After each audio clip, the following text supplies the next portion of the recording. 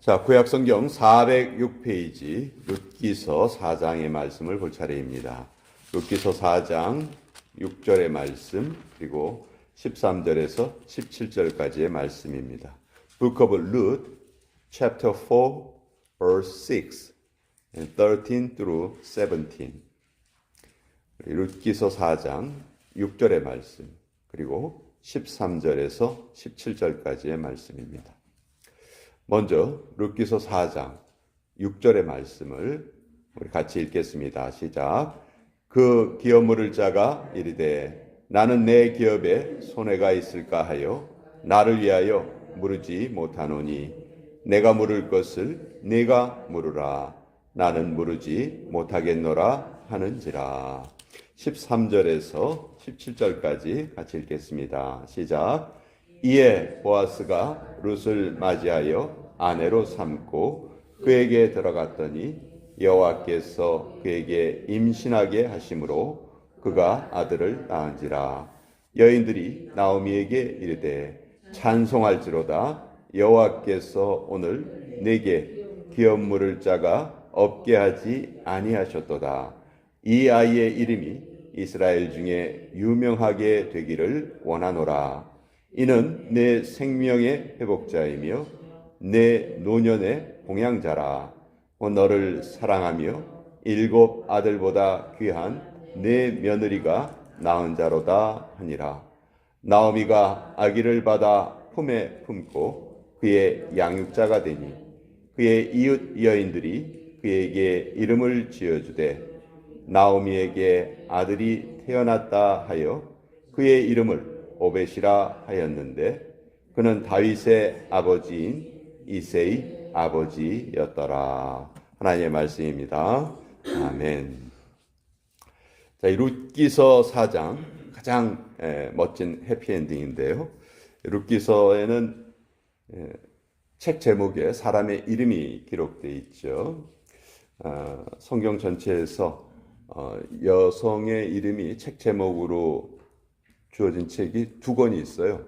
그렇죠? 에스더서하고 룻기서 이렇게 2권이 있는데 특별히 룻기서 4장에는 독특하게도 룻기의 이름이 이제 룻이 그 주인공인데 룻은 등장하지 않습니다. 룻은 등장하지 않고 대신 나오미와 이제 보아스가 중심 인물인 것처럼 이렇게 기록되어 있어요. 자, 룻은 시어머니 나오미의 권유를 받고 보아스를 찾아갑니다. 그리고 보아스가 룻의 진실성과 그 마음을 받고 이제 룻을 자기의 아내로 맞아들이려는 그런 행동을 시작을 하죠. 그런데 이스라엘의 그 법에는 이 기업을 기업 물르는 법이 있었는데 간단하게 고엘이라고 말합니다. 이 고엘의 법이 있었는데 이 고엘의 법은 어떤 사람이 땅을 팔았을 때 근데 이 땅을 판다는 것은 사실 이스라엘 백성들이 해서는 안 되는 일이거든요. 왜냐하면 땅은 하나님께 받은 것이다 하는 그런 의식이 있었기 때문에. 그런데 너무 경제적으로 힘들거나 어려워서 땅을 팔았을 때에는 그 땅을 가장 가까운 친족이 찾아줘야 됐습니다. 그 친족이 대신 그 땅값을 치르고 그것을 찾아서 다시 돌려줘야 하고, 또 어떤 사람이 자식이 없이 죽었다 하면 가장 가까운 친족이 그 미망인과 결혼을 해서 또 대를 이어줘야 하는 이런 그 나름대로의 법이 있었어요. 그것을 이제 고엘의 법이라고 하는데, 보아스가 이 룻의 마음을 받아들였지만 자기보다 먼저 순위상으로 앞서는 사람이 있었습니다. 그래서 만약 그 사람이 기업 물을 자의 그 권리를 행사한다면 보아스는 그것을 행사할 수 없는 그런 상황이었어요. 그래서 보아스가 일단 그 사람을 먼저 찾아갑니다. 찾아갔더니 나오미의 그 남편이 죽었고 그 2 아들도 죽었으니 그의 땅을 사서 네가 대신 그 기업을 물러줘야 되겠다 이렇게 얘기하니까 이 사람이 그 말을 듣고 솔깃해서 나 그렇게 하겠다 이렇게 얘기를 해요. 이 사람의 생각은 뭐였냐 하면 그거 그 집안에 이제 남자들 하나도 없고 내가 그 땅을 사도 결국은 그 땅이 내 것이 되지 않겠나 하는 그런 생각이었죠. 근데 이제 보아스가 그것을 정확하게 알려줍니다. 네가 이것을 사지만 이 땅은 너의 땅이 되지 않을 것이다. 나오미의 이름으로 이 땅이 소유권이 올라갈 것이고, 또 만약 네가 아들을 낳는다 해도 그 아들은 너의 아들이 되지 않고 나오미의 아들이 될 것이다. 이것을 이야기를 해줘요. 그러니까 그제서야 이제 6절에 우리가 읽은 부분, 그 기업 물을 자가 이르되 나는 내 기업에 손해가 있을까 하여 나를 위하여 물으지 못하노니 내가 물을 것을 내가 물으라. 그래서 보아스에게 그 권리를 양도합니다. 그러니까 오늘 이 룻기서에 보면 선택의 기록에 있는 두 사람이 나타나요. 가장 먼저 기업물을 그 권리를 행할 수 있는 사람이 먼저 나오고, 또 보아스가 그 다음 순위가 되는 거죠. 이 첫 번째 사람은 왜 이것을 하지 않겠다고 했을까? 여기 아주 잘 나타나 있죠. 나는 내 기업에 손해가 있을까 하여 그렇게 하지 않겠다. 자, 내가 내 돈을 주고 밭을 사지만 그 밭이 내 것이 되지 않을 것이고, 내가 혹시 자녀를 낳는다 해도 그 자녀가 나의 봉양자가 되지 못할 것이고, 이런 것을 다 깨달은 거죠. 그러니까 여기에서 보면 이 고엘 제도가 분명히 존재하고 있었지만 이스라엘 백성들 사이에 그렇게 아주 일상적으로 행해지지는 못했다 하는 것을 우리가 알 수가 있어요. 왜냐하면 이것이 일상적으로 행해졌다면 이 첫 번째 이 권리자가 그 상황을 모를 리가 없거든요. 그것을 보아스가 설명을 해줘야 알게 됩니다. 그러니까 이 고엘 제도가 그렇게 일상적으로 잘 행해지고 있지는 않았다 하는 것이죠. 자, 보아스는 이제 그 사람이 권리를 행사하지 않겠다 했기 때문에 보아스가 적극적으로 그 권리를 행사하려 합니다. 그래서 우리가 읽은 뒷부분에 보면 이제 보아스가 그 룻과 결혼을 하게 되죠. 룻과 결혼을 해서 아이를 낳습니다. 그 아이가 이제 오벳이라는 아이를 낳았는데, 자 13절에 보시면 이제 보아스가 룻을 맞이하여 아내로 삼고 이제 그 아들을 낳았다 이렇게 돼 있어요. 그런데 14절에 보면 사람들이 이제 그 아이를 낳은 것에 대해서 축복을 하는데, 누구에게 축복을 하냐 하면 나오미에게 축복을 하죠. 그렇죠? 아기는 누가 낳았어요? 룻이 낳았는데 축복은 나오미에게 하고 있어요. 자, 이 나오미라는 여인, 어떻게 보면 룻기에 빠져서는 안 될 인물이죠. 나오미의 원래 이름이 뭐냐면요, 기쁘다는 뜻이에요. 근데 이 나오미가 베들레헴 땅을 떠나서 모압 땅으로 갔을 때, 10년이 지났을 때 이 나오미의 삶이 어떻게 됐습니까? 남편도 죽고 두 아들이 다 죽고, 그래서 어쩔 수 없이 베들레헴으로 다시 돌아오잖아요.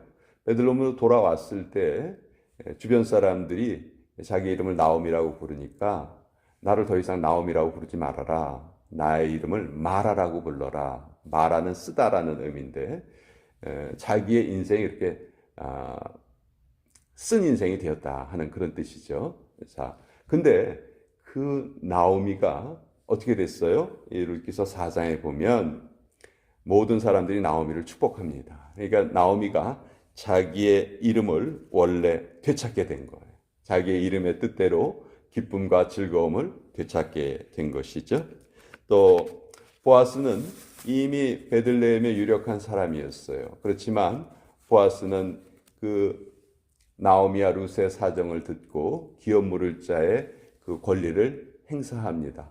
권리라고 하지만 사실은 보아스에게 이익이 될 일이 하나도 없는 거예요. 모든 것을 다 나오미의 이름으로 물려줘야 하고, 그 아들 역시 나오미의 이름으로 또 그 아들이 이어지게 되는 것이죠. 그것을 다 알고도 보아스는 것을 행했다는 것이죠. 여기에서 우리가 교훈을 받을 수 있다면 우리 성도들이 손해볼 줄 아는 사람이 좀 되었으면 좋겠다. 왜냐하면 손해라고 생각하는 것이 궁극적으로 손해가 아닐 수가 있거든요. 우리가 그것을 손해라고 생각하는 것은 다 이유가 우리의 계산적인 사고방식 때문에 그래요. 내가 계산을 했을 때 이거는 나한테 안 좋아. 그렇지만 하나님의 눈으로 볼 때에는 그것이 내가 지금 희생을 하는 것이 결국은 나중에 더 큰 복으로 돌아올 수 있다 하는 것이 하나님의 법칙인 것이죠. 최고의 향수 원료는 병든 고래의 몸속에서만 만들어진다고 해요. 또 우리가 알고 있는 진주라는 보석도 사실 조개의 눈물이라고 하죠. 고통 중에 만들어진 것이고, 또 바이올린 재료로서 최고의 재료는 수목 한계선, 나무가 더 이상 살 수 없는 그 경계를 수목 한계선이라고 하는데 거기 그렇게 바람이 세다고 합니다. 그렇기 때문에 나무가 제대로 자라지 못하고 다 이렇게 꾸불꾸불 비틀비틀 이렇게 제대로 자라질 못한다고 하죠. 다 이렇게 비틀어지고 그런다고 해요. 그렇지만 그런 나무로 만들어야 바이올린이 최고의 그 소리를 낸다고 해요. 그리고 우리가 잘 아는 우황, 한국 사람들은 우황을 잘 알죠. 소의 쓸개. 근데 그 우황도요, 건강한 소에서는 추출하지 않는다고 합니다. 병든 소만이 그 약효가 있는 우황을 만들어낼 수 있다고 해요. 이것은 무엇을 의미하냐 하면 때때로 우리의 삶에 고통스럽게 느껴지는 그런 환경들이 하나님께서 그 환경에 동참해 주시면 얼마든지 그것이 복으로 바뀔 수 있다는 것이죠. 룻은 어떻습니까? 룻은 이방 땅에서 태어났습니다. 모압 땅에서 태어났죠. 모압과 암몬 족속은 여호와의 총에 들어오지 못할 것이다. 그런 기록이 성경에 있을 정도로 유대인들은 모압 사람들을 그렇게 제대로 인정하지 않았어요. 그러나 그 룻이 베들레헴 땅으로 돌아와서 그 시어머니와 함께 돌아왔을 때 결국은 다윗 왕가를 이루어내는 그런 위대한 인물이 되죠. 여러분, 다윗 하면 유대인들 사이에서는 정말 최고의 영웅입니다. 그런데 그 다윗의 그 족보를 보면요, 그 다윗의 족보에는 참 들어가서는 안 될 만한 그런 사람들의 이름이 거기 많이 등장하고 있어요. 그렇죠? 유다의 며느리 사이에서 쌍둥이가 태어나죠. 그게 바로 베레스예요. 그렇죠?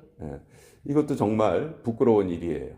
그런데 또 이 나오미와 룻과의 관계에서도 보면 룻은 이방 여인이란 말이에요. 그렇죠? 그리고 또 라합이라는 여인도 있죠. 라합도 여기 원래는 여리고성에 있던 창기였단 말이죠. 자, 그렇게 너희들이 중요하게 생각하는 위대하게 생각하는 다윗의 가문도 살펴보면 다 이런 족보에도 올라가지 못할 것 같은 그런 사람들의 이름이 족보에 올라와 있다. 그런데 너희가 그런 계보를 통해서 다윗이라는 인물을 얻게 되었다. 그러니 유대인들에게 이 룻기가 말하는 것은 다른 게 아니고요. 우리가 생각하는 그런 하나님의 계보를 다윗이라는 그 위대한 인물이 태어나는 그 과정에 상상하지도 못하는 일이 있었다는 것이죠. 그러니까 이런 부끄러운 과거를 통해서 그 다윗을 하나님께서 이 땅에 보내셨다는 거예요.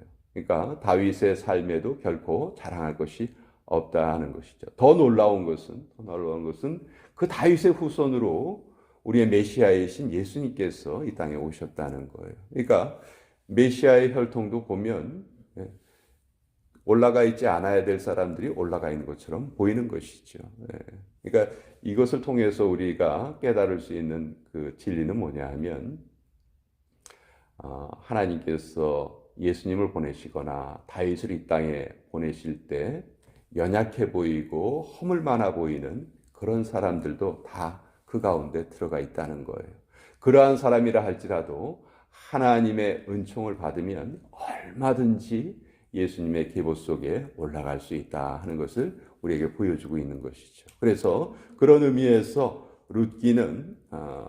룻기의 주제를 한마디로 정리해봐라 하면 다들 헤세드라고 그렇게 이야기를 합니다. 헤세드는 은혜란 말도 되고 은총이란 말도 되고 자비란 말도 되고 모든 좋은 것을 다 통칭하는 그런 표현이 헤세드예요. 그러니까 이 룻기를 통해서 우리가 가장 잘 느낄 수 있는 하나님의 속성은 바로 헤세드이다. 하나님의 헤세드, 하나님의 은총. 하나님의 은총이 감싸 주시면 어떠한 삶도, 어떠한 인생도 가장 행복한 그런 인생이 될 수 있다. 그것을 우리에게 잘 보여주는 사람, 인물로 나오미와 룻이 대표자로 등장하는 것이죠.